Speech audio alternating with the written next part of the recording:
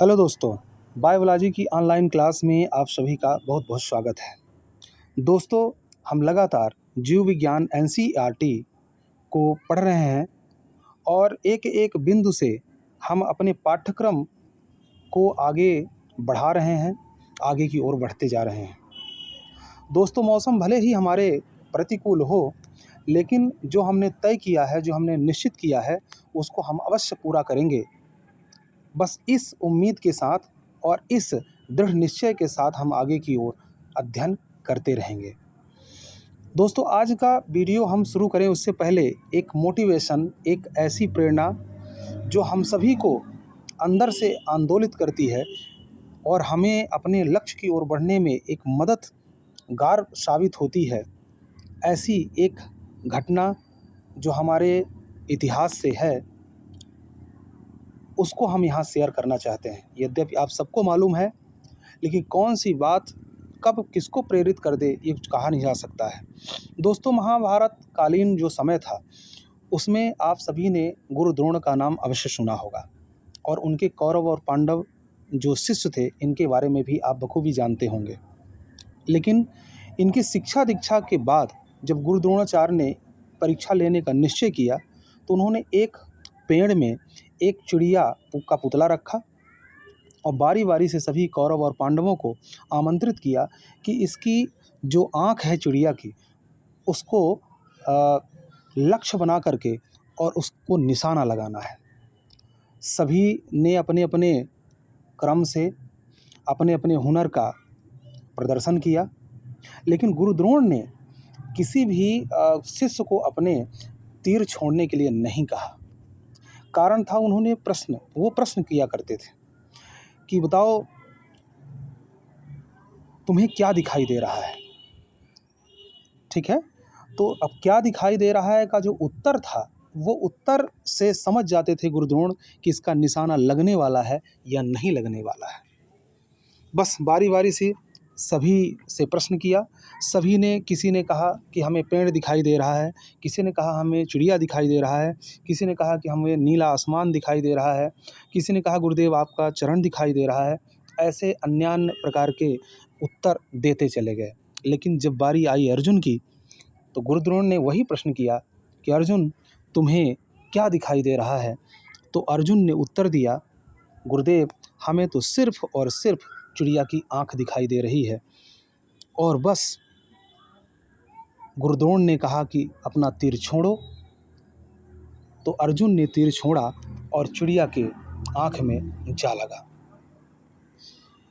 कहने का तात्पर्य यह है कि यदि हमारा लक्ष्य निश्चित हो, तो निश्चित रूप से, और लक्ष्य निश्चित होने के साथ साथ उसमें ध्यान केंद्रित हो, तो निश्चित रूप से हम सफलता अवश्य ही प्राप्त करते हैं। बस इसी सिद्धांत और इसी प्रेरणादायी घटना को याद रखते हुए जीवन में हम अग्रसर होते जाएं, तो हमने जो निश्चित किया है वो हमें अवश्य मिलकर रहेगा, ये हम उम्मीद करते हैं। तो दोस्तों, आज की जो प्रेरणादायी घटना है, उसको याद करते हुए अब हम वीडियो में आगे बढ़ते हैं। और आज का जो हमारा टॉपिक है, चूँकि जैसा कि पिछले वीडियो में हमने आपको बताया था कि हम एक ऐसे पाठ में आ चुके हैं जो है तो महत्वपूर्ण, थोड़ा-सा हम इसको कठिन मान लेते हैं, क्योंकि इसकी शब्दावली जो होती है, थोड़ी-सी कठिन होती है। कारण ये है क्योंकि उसके बारे में हम पूर्व में भले ही जाने रहते हैं, लेकिन थोड़ा-सा कहीं न कहीं हमारे दिमाग में सेट रहता है कि ये जो पाठ है, हमारे समझ में आने वाला नहीं है।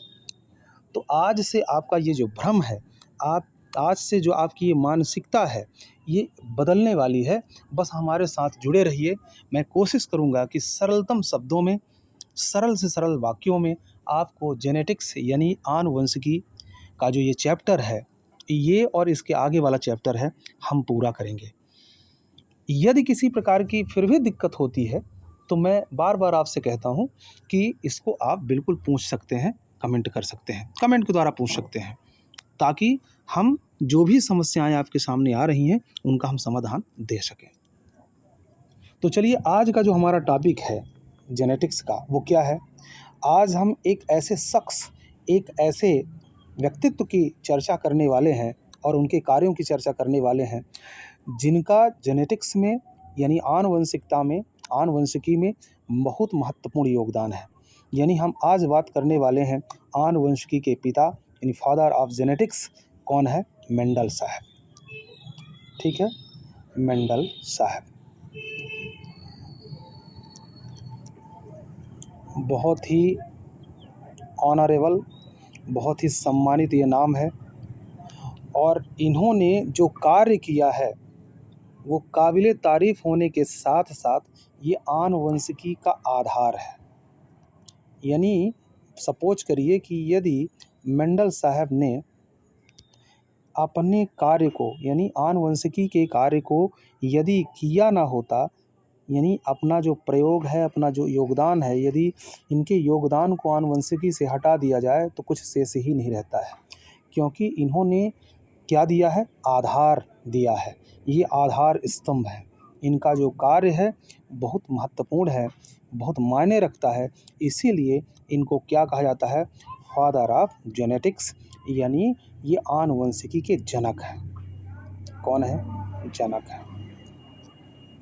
ठीक है, ये बात तो हमारे समझ में आ गई है कि आनुवंशिकी के जनक हैं वो कौन है? मेंडल साहब। इनका पूरा जो नाम है वो क्या है? Gregor John Mendel. ठीक है ना? तो ग्रेगर जॉन मेंडल। अब देखिए दो बातें यहाँ से हमको समझ लेना है। एक तो है ये है कि चूँकि इन्होंने इतना बड़ा योगदान दिया तो इनके जीवन के बारे में थोड़ा-सा जानना है, जीवन के बारे में। ठीक है ना? और फिर दूसरे नंबर पर आज हम जानेंगे इनका कार्य। ठीक है? ये दो बिंदु को लेकर के आज हम बात करने वाले हैं।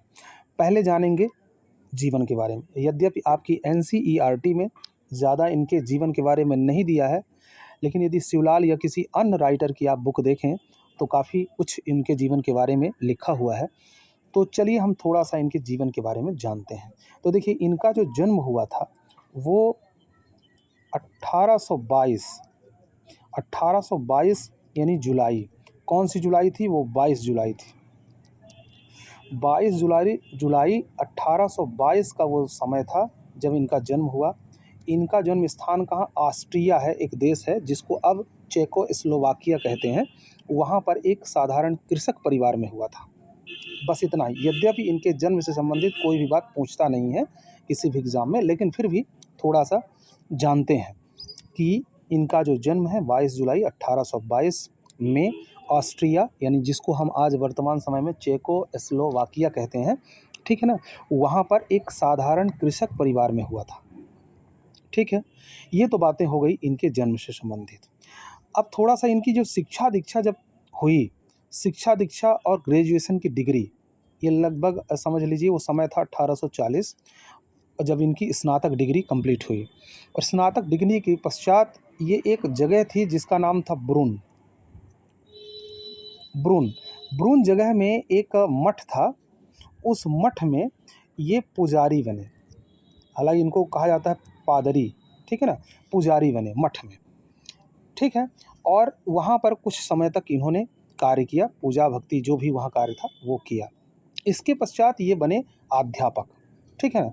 अध्यापक जब बने तो अध्यापक बनने के पश्चात इन्होंने 14 वर्षों तक, अध्यापक बनने के बाद 14 वर्ष तक ये अध्यापक तो बने और पढ़ाना शुरू किया, लेकिन 14 वर्षों तक लगातार प्रयोग करते रहे।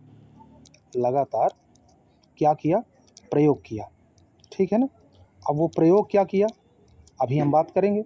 उन 14 वर्षों में जो 7 वर्ष था, 14 वर्षों में जो 7 वर्ष था यानी 1856 से 1863। ठीक है? 1856 से 1863 का जो समय था, इस 1863 यानी लगभग 7 वर्ष, 7 वर्ष का जो टाइम था ये उनके जीवन का सबसे महत्वपूर्ण टाइम था। और इन्हीं 7 वर्षों में उन्होंने जो कार्य किया वो आज आनुवंशिकी का आधार बना। वो क्या कार्य किया, कैसे किया, वो हम बाद में बात करते हैं। ठीक है ना? तो ये थी 1863। इन्होंने जो 1856 1863 ये इस बीच में इन्होंने मटर के पौधे पे कार्य किया। किस पौधे पे? मटर का पौधा, जिसे हम पायसम सटाइवम कहते हैं। ठीक है? मटर का जो पौधा था उस पर इन्होंने लगातार प्रयोग किए और उन प्रयोगों के जो परिणाम आए, ठीक है ना, उन परिणामों को कुछ नियमों में बांध कर उन्होंने एक शोध पत्रिका में 1866 का जो समय था, तो उस 1866 में इन्होंने क्या किया, उसको प्रकाशित कराया। लेकिन हुआ क्या कि 1866 में जब इसको प्रकाशित कराया तो इस पर किसी का ध्यान गया ही नहीं। क्यों नहीं गया? कारण ये था क्योंकि उस समय डार्विन का जो विकासवाद था, इस पर जोर शोर से वाद प्रतिवाद चल रहा था। विकासवाद पर सभी जितने भी राष्ट्रीय अंतर्राष्ट्रीय स्तर के जो वैज्ञानिक थे, ये उलझे हुए थे। इसलिए मेंडल के इस महान कार्य पर किसी का ध्यान गया ही नहीं और ये बात यहाँ की जहाँ की तहाँ रह गई। अब क्या हुआ, 1866 के बाद ये बातें धीरे धीरे करते हुए एकदम गुल होती चली गई। 1884 का जो समय था, 1884 इस डेट में ये स्वर्गवासी हो गए। लेकिन इन्होंने जो कार्य किया उसका इनको श्रेय मिला ही नहीं इनके जीवन काल में। क्यों? क्योंकि 1884 में ये स्वर्गवासी हो गए। ठीक, अब हुआ क्या कि 1900 का जो समय था, ठीक है, ये 1900 का जो समय था, अब थोड़ा इसको मिटा लेते हैं तो बात करते हैं आपसे, ठीक है। तो अब 1900 का जो समय था, थोड़ा मिटा लेंगे तो इससे काम हो जाएगा। ये इतने में काम हमारा हो जाएगा, ठीक है। तो जो 1900 का समय था, 1900 में 3 वैज्ञानिक आए। उनमें से एक ब्रिज साहब थे, ह्यूगो डी ब्रिज, हम शॉर्टकट में लिखे दे रहे हैं ब्रिज, ठीक है, ह्यूगो डी ब्रिज। और एक कार्ल कॉरेंस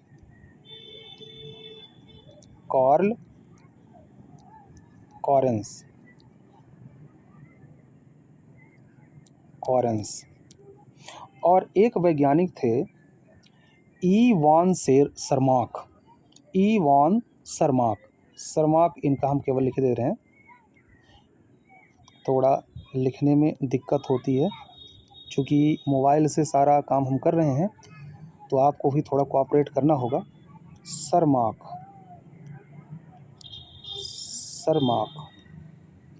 ठीक है, ये 3 वैज्ञानिक थे, Hugo de Vries, Carl Correns और ईवान सरमाक। ये 3 वैज्ञानिक आए जिन्होंने मेंडल के नियमों को पुनर्विचार किया, विश्लेषण किया और विश्लेषण करने के पश्चात दुनिया के सामने लाया। तो इस प्रकार से मेंडल के नियमों को क्या हुआ, पुनः जागरण हुआ, यानी फिर से इसको विश्व के पटल में रखा, सामने लाया, ठीक है। तो पुनर्खोज माना जाता है। ये 1900 का समय था जब मेंडल के नियमों की पुनर्खोज हुई और तब जा कर के ये देखा गया कि मेंडल साहब ने जो काम किया वह अतुलनीय था और फिर उनको श्रेय मिला, लेकिन उनके मरणोपरांत, इन मरने के पश्चात ही मिला, उसके पहले बिल्कुल नहीं। तो ये तो था मेंडल का कार्य, उनका जीवन और उन्होंने जो मेहनत किया, जो उन्होंने आनुवंशिकी के क्षेत्र में जो कार्य किया, उसकी बातें हो गई, ठीक है ना। अब जो प्रयोग किया था उन्होंने, वो प्रयोग में मटर का पौधा चुना, ठीक है। मटर के पौधे को ही क्यों चुना, इसके भी बहुत सारे कारण हैं, इनकी हम बात कर लेते हैं और फिर इनके कार्यों की बात करते हैं, ठीक है। तो दूसरे नंबर पर हम बात कर लेते हैं कि जो मटर का पौधा था मेंडल का, उन्होंने मटर के पौधे को आखिर चुना क्यों। बहुत सारे पौधे ऐसे थे जिनको चुन सकते थे, जिनको ले सकते थे, प्रयोग कर सकते थे, लेकिन इसे मोटे मोटे अनेकों कारण हैं, लेकिन मोटे मोटे कारणों पर हम बात कर लेते हैं। पहली बात तो कि मटर का जो पौधा होता है वह एक वर्षीय होता है और इसे उगाना बहुत ही आसान होता है। तो एक तो ये है कि इसको उगाना बहुत आसान होता है, ठीक है। दूसरा कारण क्या है इसका भाई, दूसरा कारण ये है क्योंकि इसका जीवन चक्र बहुत छोटा होता है और ये एक वर्षीय पौधा होने के कारण ये जो इसको जो है साल भर में इसकी 2 पीढ़ियाँ उगाई जा सकती हैं, ठीक है ना। तो एक कारण ये भी हो गया। फिर और क्या इसमें कारण हो सकता है, तो फिर इसमें और क्या है, स्वपरागण। इसमें क्या हो सकता है, स्वपरागण की क्रिया पाई जा सकती है, ठीक है। सेल्फ पॉलिनेशन इसमें होता है, जिससे शुद्ध वंश प्राप्त किया जा सकता है। यानी इस यदि स्वपरागण इसमें लगातार होता रहेगा तो निश्चित रूप से इसमें शुद्ध नस्ल इसकी प्राप्त होती रहेगी। चौथा कारण जो इसका है वो क्या है, तो चौथा कारण देख लेते हैं। चौथा कारण है क्रॉस पॉलिनेशन, यानी पर परागण की क्रिया भी इसमें हो सकती है। यानी चूंकि द्विलिंगी पौधा है इसलिए इसमें स्वपरागण की संभावना भी हो जाती है और परपरागण भी इसमें आसानी से हो सकता है। फिर क्या है, लक्षणों में स्पष्ट भिन्नता। जो अगला कारण क्या है, लक्षण में स्पष्ट भिन्नता। क्या, कैसे, मटर के पौधे में कई लक्षण ऐसे होते हैं, जैसे बीज का रंग है, आकार है, पौधे की ऊंचाई है, फूल का रंग है, फूल की स्थिति है। ये तमाम प्रकार के जो लक्षण है ना, इनमें स्पष्ट भिन्नता है, अंतर है, और ये कारण भी इसमें था। अधिक संख्या में संतानें पैदा हो। अब देखिए, एक ही फली में उठाइए आप मटर का, एक फली उठाइए तो कई दाने उसमें रहते हैं, तो मतलब कहना चाहिए कि इसमें संतानें अधिक उत्पन्न करने की क्षमता होती है, इसलिए ये एक कारण है। और अंतिम जो कारण है, आंकड़ों का विश्लेषण आसान होता है इसमें, ठीक है ना। ये तो तमाम प्रकार की बातें हैं। इसमें एक बात और स्पष्ट हम बता दे रहे हैं, स्पष्ट जो भिन्नता इसमें कह रहा है, इसका मतलब ये है कि इसमें बहुत सारे ऐसे गुण हैं जिनके दो रूप देखने को मिलते हैं। जैसे लंबाई में यदि बात कर लेते हैं तो लंबाई में कुछ लंबा और बौना दो रूप। रंग में यदि बीज का रंग देख लें तो पीला और हरा दो रंग का होता है। इसी तरह आकार की यदि हम बात कर लेते हैं, दो रूप इसके भी देखने को मिलते हैं, एक गोलाकार और एक सिकुड़ा हुआ। तो इस तरह से इसके जितने भी गुण हैं उन सब में स्पष्ट भिन्नता है, और इसी वजह से जो मेंडल साहब ने बहुत सोच विचार करके मटर के पौधे को क्या किया, चुना अपने प्रयोग के लिए। ये तो प्रमुख कारण थे जिसकी वजह से मेंडल साहब ने क्या किया, मटर के पौधे को चुना। अब थोड़ा और आगे बढ़ते हैं, और हम आज ऐसी शब्दावली आपके सामने लेकर के आए हैं आनुवंशिकी से संबंधित, जो हो सकता है इन शब्दों को आप पहले ना सुने हो, ठीक है, लेकिन आज के बाद आपको ये सारी चीज़ें क्लियर होने वाली हैं, ठीक है ना। तो चलिए एक एक करके हम सारे शब्दों को पहले समझ लेते हैं। इसको ज़रूर मिस ना करें, स्किप ना करें, ताकि आपको आगे के जो वीडियो हैं, चूँकि आज आगे जो है तो मेंडल के नियमों की हम बात करेंगे, तो इसलिए इन शब्दों को आप बहुत ध्यान से समझ लें, बल्कि एक बार दो बार आप इनको कंठस्थ कर लें। पहला इसमें क्या है, जीन।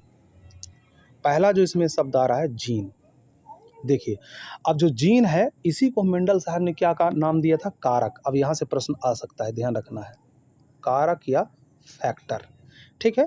थोड़ा पेन मोटा है, इसको हम थोड़ा पतला कर लेते हैं, और फिर तो मेंडल साहब ने क्या नाम दिया इसका, कारक, ठीक है ना। किसको, जीन को। अब जीन शब्द, यहाँ से प्रश्न आता है, तो जीन शब्द का जो प्रयोग था इस सर्वप्रथम किसने किया, तो ये चीज़ आप नोट डाउन जरूर करें। एक वैज्ञानिक थे जिनका नाम था जोहानसन। जोहानसन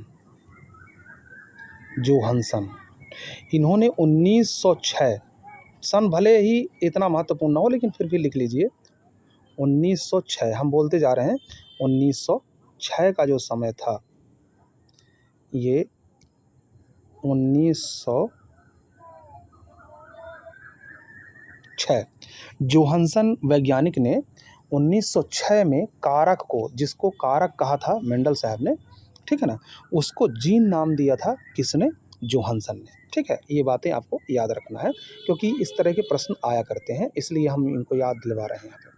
तो जीन क्या है, अब है क्या जीन, देखिए, आनुवंशिक जो शब्दावली है, यानी आनुवंशिकता, तो आनुवंशिकता की जो मूल इकाई है वो क्या है, वो जीन है। और जीन जो है हमारे लक्षणों को वहन करने वाली भी इकाई कहलाती है। यानी जो हमारे अंदर गुण होते हैं, जो हमारे अंदर लक्षण होते हैं, उन लक्षणों को धारण करने वाली जो इकाई होती है उसको हम क्या कहते हैं, जीन कहते हैं। इस बात को आपको ध्यान रखना है कि लक्षणों को वहन करने वाली, धारण करने वाली जो मूल इकाई होती है आनुवंशिकता के क्षेत्र में, उसको हम क्या कहते हैं, जीन कहते हैं। अच्छा, अब दूसरी बात क्या है कि जो जीन है, यही जीन जो होता है एक पीढ़ी से दूसरी पीढ़ी में लक्षणों को लाने और ले जाने का काम करती है, यानी वहन करने का, कैरियर करने का काम करती है जीन। यानी एक प्रकार से यह लक्षणों को कैरियर करने वाली इकाई भी होती है। दूसरा क्या गुणसूत्र, क्रोमोसोम्स। अब इनके ये नाम आपके लिए नया नहीं है। गुणसूत्र या क्रोमोसोम्स आप छोटी कक्षाओं से पढ़ते आ रहे हैं कि हमारी कोशिकाओं में कुछ धागेनुमा संरचनाएं होती हैं जिनमें हमारे लक्षण विद्यमान होते हैं, उनको हम क्या कहते हैं, गुणसूत्र कहते हैं, जो डीएनए और प्रोटीन से बने होते हैं। ठीक है, ये धागेनुमा संरचनाएं होती हैं। जैसे मनुष्य की कोशिका में जो गुणसूत्रों की संख्या होती है 46 नंबर ऑफ, और पेयर में देखें तो 23 होती है। ठीक है, तो इस तरह से ये गुणसूत्र की बात होगी। डीएनए क्या है, इसको अभी देखिए, अब आगे चल कर के जब हम मॉलिक्यूलर स्ट्रक्चर पढ़ेंगे, जब हम पढ़ेंगे आनुवंशिकता का आणविक आधार, तो उसमें डीएनए, आरएनए, इनकी सबकी संरचना है, तो इनके बारे में हम विस्तार से समझेंगे। अभी फ़िलहाल जितना आपके सामने ज़रूरी है उतना बता दे रहे हैं। डीऑक्सी राइबोस न्यूक्लिक एसिड इसका नाम है। देखिए, जो हमारी कोशिका होती है, उस कोशिका में 2 प्रकार के नाभिकीय अम्ल पाए जाते हैं। कहाँ? केंद्रक में, नाभिक केंद्रक, यानी केंद्रकीय कुछ अम्ल पाए जाते हैं जिनके 2 प्रकार हैं, डीएनए और आरएनए। डीएनए यानी डीऑक्सी राइबोस न्यूक्लिक अम्ल, और आरएनए का मतलब होता है राइबोस न्यूक्लिक अम्ल। अब ये जो डीएनए और आरएनए होते हैं, ये सूचना को धारण करते हैं और सूचना का वहन भी करते हैं। ठीक है, इनका विस्तार से हम जानेंगे नेक्स्ट वीडियो में। ठीक है, अब एक बहुत महत्वपूर्ण शब्द आता है जो बार बार जेनेटिक्स में इसका इस्तेमाल किया जाता है, आनुवंशिकी, एलील। ठीक है ना, अब इसको साधारणतः यदि समझना है आपको, तो आपको हम बता दें कि ये जीन का ही एक दूसरा रूप है, पर्याय रूप है। ठीक है ना, जीन को ही एलील कहते हैं, लेकिन अब आपकी बुक में जो लिखा है वो बता रहे हैं, जीन एक वैकल्पिक रूप है। जीन के वैकल्पिक रूप जो किसी एक ही लक्षण के भिन्न भिन्न रूपों को नियंत्रित करते हैं, उनको हम क्या कहते हैं, एलील कहते हैं। एलील का मतलब, आप देखिए, जीन जो होते हैं जोड़े में होते हैं। अब आपको ध्यान रखना है, जैसे उदाहरण के तौर पर हम टी करें, तो ये जीन के 2 जोड़े हो गए, यानी एक जोड़ा हो गया जीन का। ठीक है ना, और इसमें जो 2 इनके आप ये रूप देख रहे हो, तो ये दोनों रूप जो हैं यही एलील कहलाते हैं, यानी जीन के ही ये रूप होते हैं जो जोड़े में विद्यमान होते हैं। अब एक चीज़ यहाँ पे ध्यान रखना है कि ये हो सकता है कि एक ही जैसे रूप का प्रदर्शन करे या भिन्न भिन्न रूपों का प्रदर्शन करे। जैसे कैपिटल टी जो है, आगे हम पढ़ेंगे, ये लंबाई के लिए होता है, और स्मॉल टी जो होता है ये बौनेपन के लिए होता है। ठीक है ना, प्रतीक चिन्ह है। तो अब देखिए, जीन तो ये भी है, ये जीनों का जोड़ा है, इसमें एक एलील जो है तो लंबाई को प्रदर्शित कर रहा है, और एक एलील जो है बौनेपन को प्रदर्शित कर रहा है। तो इसी वजह से इसमें कहा जा रहा है कि एक ही लक्षण के भिन्न भिन्न रूपों को ये नियंत्रित करने वाले जो होते हैं, इनको हम क्या कहेंगे, एलील कहेंगे या एलील कहेंगे। सीधा सा मतलब ये है कि यह जीन के जोड़े होते हैं जो भिन्न भिन्न रूपों का प्रदर्शन या नियंत्रण करते हैं। ठीक है, तो अब चलें थोड़ा और आगे बढ़ें। तो अब आगे देखते हैं इसमें, तो अगला जो है प्रभावी लक्षण, डोमिनेंट। ठीक है ना, जो प्रभावी जो लक्षण है जिसको हम डोमिनेंट ट्रैट कहते हैं। डोमिनेंट, अब आप अक्सर कुछ लोग अंग्रेजी का शब्द इस्तेमाल करते हैं, कहते हैं डोमिनेंट स्वभाव का है वो। तो डोमिनेंट का मतलब ही होता है प्रभावी, अर्थात क्या कह रहा है कि जो संकरण की क्रिया हो रही है, या किसी भी पौधे में जब परागण की क्रिया हो रही है, परागण संकरण जो भी करवाया जा रहा है, उसमें प्रथम पीढ़ी में क्या हो रहा है, जो लक्षण दिख जाए, ठीक है, जो लक्षण दिख जाए वह, यानी जो लक्षण अभिव्यक्त हो जाए, प्रदर्शित हो जाए, उसको हम प्रभावी लक्षण कहेंगे। और जो लक्षण रहते हुए भी, ठीक है, चूँकि अगला जो शब्द है वो अप्रभावी भी दिया हुआ है यहाँ पे दोनों, तो दोनों को साथ लेके बात करेंगे तो ठीक रहेगा। तो जो अब कह रहा है कि जो लक्षण दिखाई देता है वो प्रभावी है, और जो लक्षण रहते हुए भी अंदर तो है लेकिन वो दिखाई नहीं दे रहा है, तो उसको हम अप्रभावी लक्षण कहेंगे। तो आप देखिए, इसमें क्या आपकी परिभाषा दी गई है कि वह लक्षण जो विषम युग्मजी में भी प्रकट होता है तथा दूसरे लक्षण पर प्रभावी रहता है, उसको हम क्या कहेंगे, प्रभावी लक्षण कहेंगे। विषम युग्मजी और सम युग्मजी क्या है, ये अभी आगे आएगा, लेकिन फिर भी बता दे रहे हैं। जैसे जब एलील जो हों वो समान हो, कैसे हो, समान हो, तो इसको हम सम युग्मजी कहेंगे। लेकिन जब एलील असमान हो तो इनको हम क्या कहेंगे? विषम युग्मजी कहेंगे। तो इसमें ये क्या कह रहा है कि विषम युग्मजी में जो लक्षण प्रकट होता है, जो दिखाई देता है, वह क्या होता है? डोमिनेंट या प्रभावी लक्षण होता है। जैसे अब ये लंबाई के दोनों अलील हैं, इसमें भी क्या है? एक लंबाई का है, एक बौनेपन का है, लेकिन दिखाई बाहर कौन देता है? लंबा। लंबा दिखाई दे रहा है, जीन दोनों के हैं, लेकिन दिख कौन रहा है? लंबा। तो जीन दोनों के हैं, इस फिर भी दिख रहा है लंबा, तो हम लंबे को क्या कहेंगे? प्रभावी। लेकिन अप्रभावी किसको हम कहेंगे?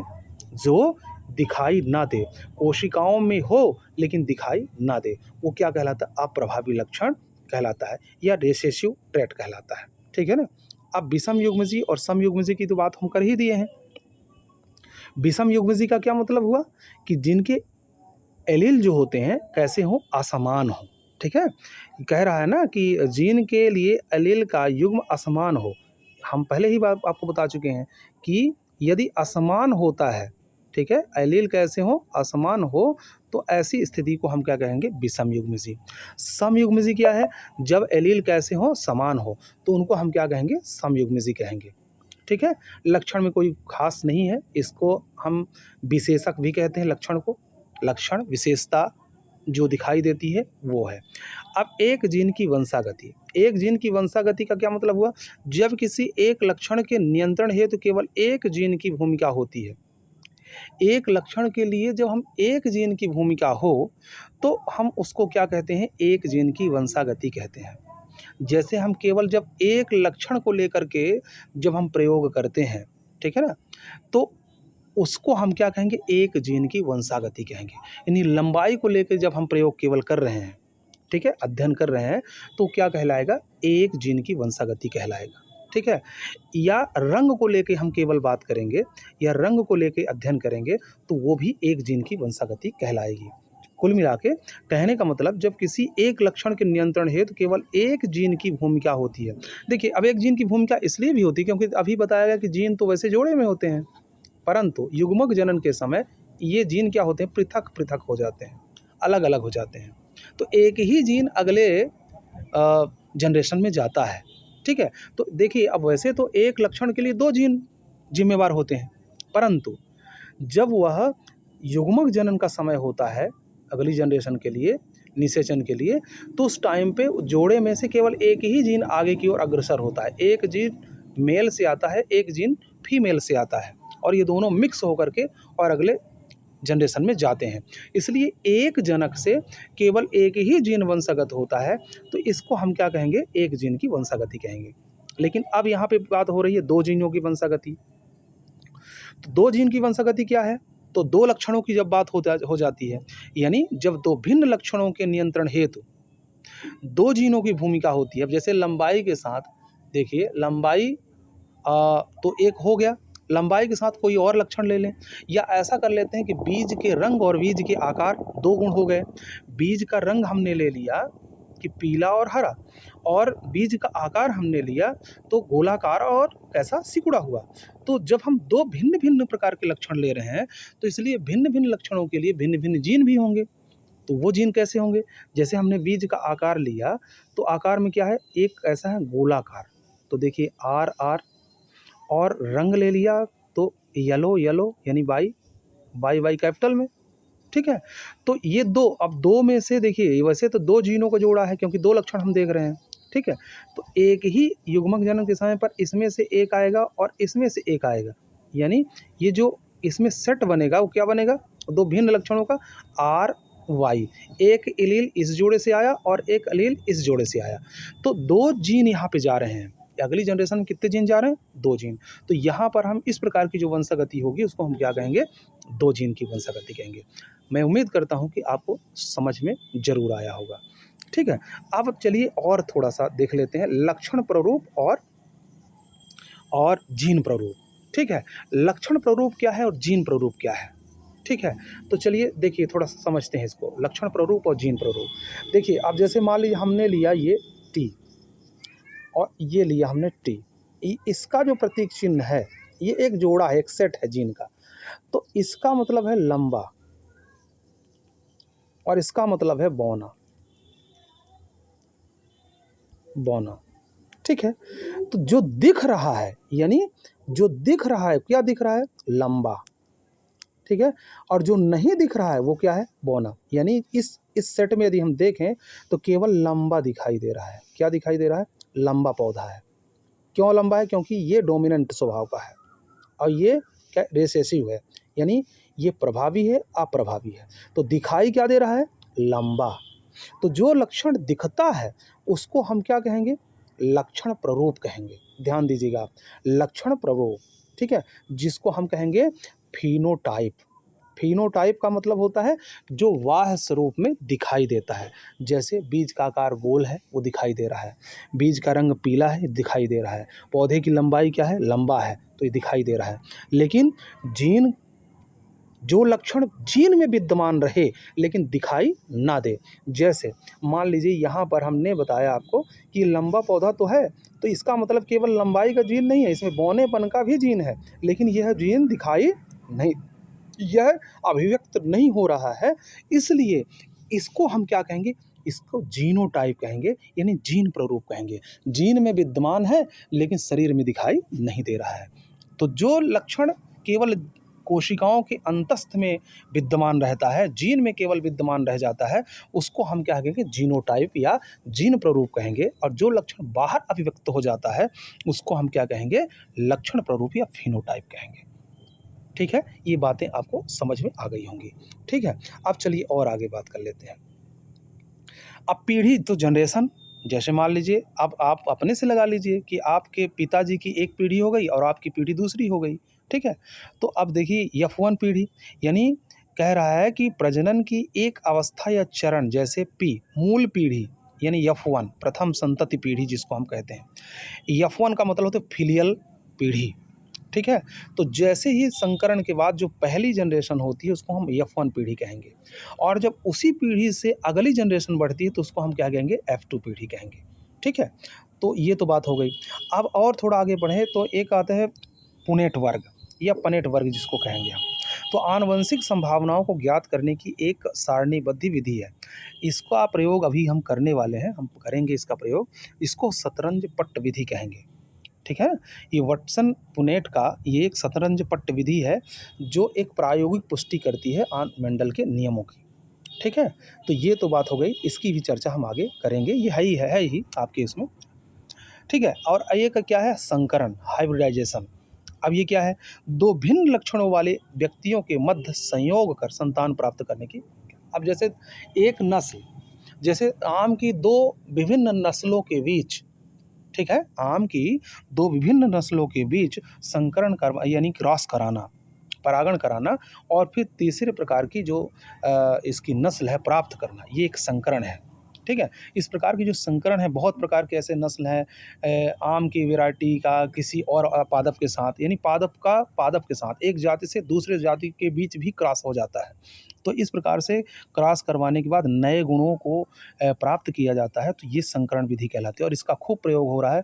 अब देखिए जितने भी हमारे बीज हैं फसलों में, है ना, चाहे गेहूँ हो, धान हो, ज्वार हो, बाजरा हो, जो भी आज नई किस्म के बीज आ रहे हैं, चाहे सब्जियों के लिए हो, चाहे अनाजों के लिए हो, इन सभी में आप देखिए क्या हाइब्रिड प्रकार की नस्लें प्राप्त हो रही हैं।